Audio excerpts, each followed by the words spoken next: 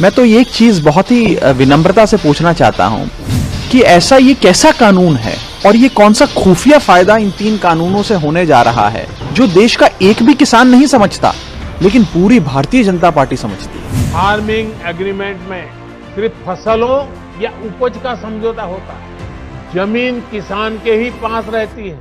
तुम्हारी जमीन नहीं जाएगी, ये फायदा है? वो तो थी अभी तक, अब जाएगी नहीं, मतलब ये क्या फायदा? अरे भैया ये तो था ही हमारे पास, फायदा क्या है?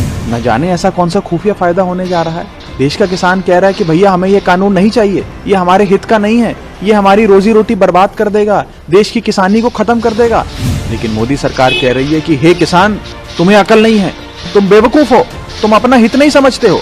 हम कह रहे हैं ये कानून लागू होना चाहिए, ये कानून लागू करो, तुम्हारे लिए बहुत अच्छा होगा। न जाने क्या हो रहा है। ये जो बैठकों का दौर हुआ है उससे तो यही स्पष्ट होता है कि केंद्र सरकार की मंशा नहीं है देश के किसान की बात मानना। केवल ऑप्टिक्स के लिए चिट्ठियां लिखी जाती हैं, मीडिया में हेडलाइन बटोरने के लिए, सुर्खियां बटोरने के लिए बैठकें रची जाती हैं। ये दिखाया जाता है कि एक मंत्री दूसरे मंत्री से मिल रहा है किसानों की मांगों को लेकर, फिर दोनों मंत्री मिलकर एक तीसरे मंत्री से मिल रहे हैं, फिर वो तीनों मंत्री मिलकर एक चौथे मंत्री से मिल रहे हैं। यही रोज होता जा रहा है, लेकिन देश के किसान को हल नहीं दे पा रही है ये सरकार। और मैं तो पूछना चाहता हूं कि माननीय प्रधानमंत्री जी तो जब गुजरात के मुख्यमंत्री थे, वो एक working committee on consumer affairs के अध्यक्ष थे, जिस कमेटी ने ये रिपोर्ट जारी करी थी कि एमएसपी, जिसे हम न्यूनतम समर्थन मूल्य कहते हैं, उसे कानूनी अधिकार मिलना चाहिए। उन्होंने ये कहा था। उन्होंने देश भर में प्रचार करके, जब वो गुजरात के मुख्यमंत्री थे, तो कहा था कि अगर मैं प्रधानमंत्री बनूंगा तो मैं स्वामीनाथन कमीशन की रिपोर्ट को लागू करूंगा,